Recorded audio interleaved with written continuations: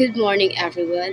This is my report for Science, Technology, and Society, in which I will be discussing the human condition before the Common Era and the human condition in the Common Era. But before formally start our discussion, allow me to introduce myself. I am Dea A. second year college student from the College of Education, taking the program of Bachelor of Secondary Education major in Social Studies.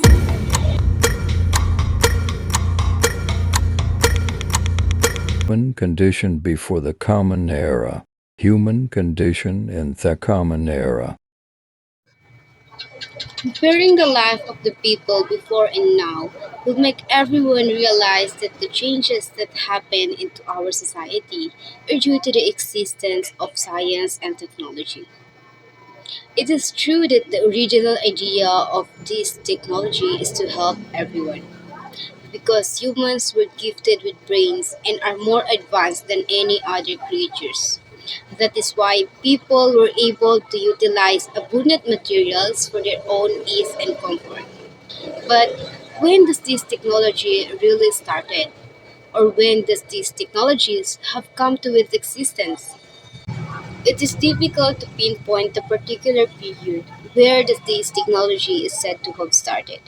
But one can say that at the very least, the motivation to make things easier has been around since humans are. Now, looking back to the human condition before the Common Era, where the Homo erectus discovered to utilize fire through chipping one flint into another to make a spark without realizing that there is a law of friction and heat. They use this fire to cook their food because they believe that in cooking their food or meat, rather than eating raw meats, the food that they want to eat are more tastier and more chewer than the previous that is a raw. Homo sapiens began sharpened stones. A one would look like a knife. An example of this is the simple machine called wedge, and this event took place during the Stone Age. Soon enough, people discovered minerals and began forging metalworks. They realized that these substances are more durable than the previous ones. This particular period proved to be difficult for our ancestors. Imagine their struggle without any tools or technologies that we have now, and without anything that is accessible for them. This picture illustrates the people began to sharpen stones and wear fur and animal skin for their own comfort. Fur clothing and animal skin are primarily used for comfort against harsh wind and extreme weather. Now let's proceed to the human condition in the Common Era.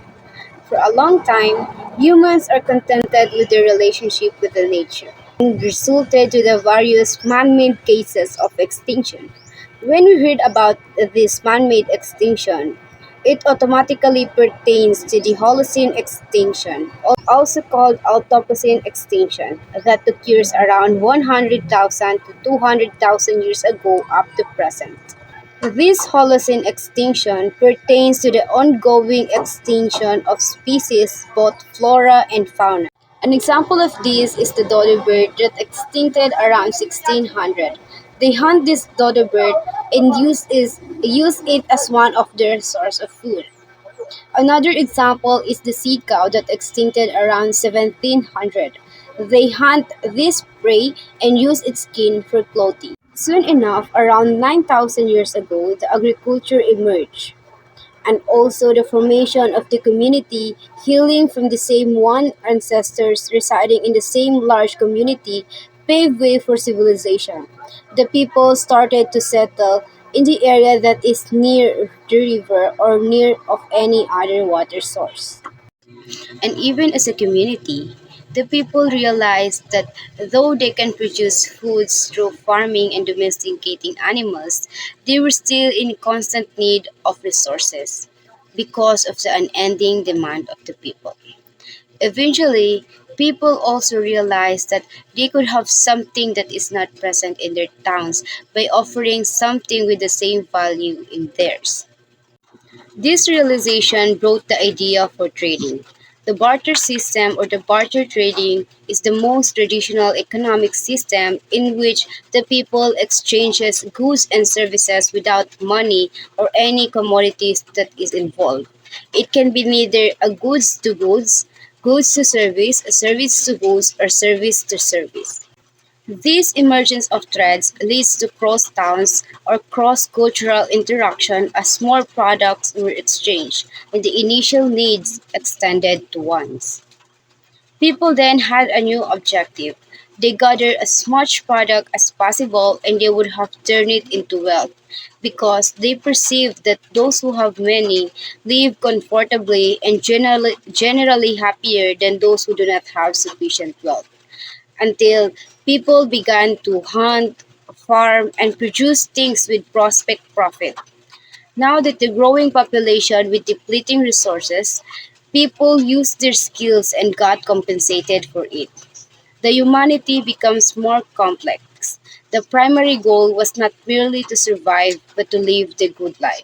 Technology has been instrumental for this because in searching for good life, the people were able to come up with different creations that would make life easier, more comfortable, and more enriching. And it is evident to the advance of technological advancement that we have now in terms of health, education, communication, transportation, production, and even in our livelihood.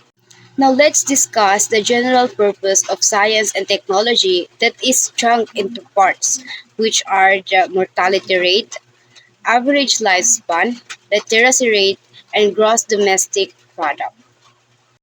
First is mortality rate. With the help of technology, we can provide medical care for premature infants and allows them to survive and develop normally. And proper medical care for mothers can fully recover and remain empowered after the labor. The next is the average lifespan. Science are able to prolong lives by enhancing living status and discovering different remedies to most diseases. And the distribution of medicine is also made easier and faster. Next is the literacy rate.